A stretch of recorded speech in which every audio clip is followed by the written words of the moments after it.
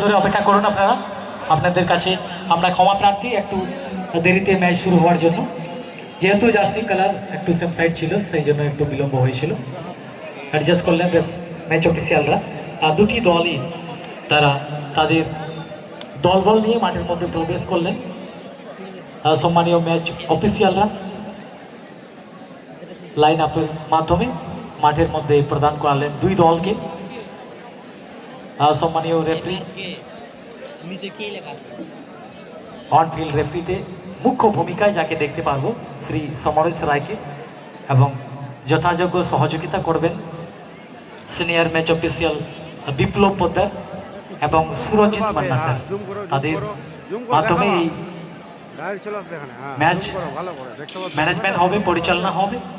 তারা যথাযোগ্য রাজস্বীয় ভঙ্গিমায় এই টুর্নামেন্টকে এগিয়ে নিয়ে যাচ্ছে।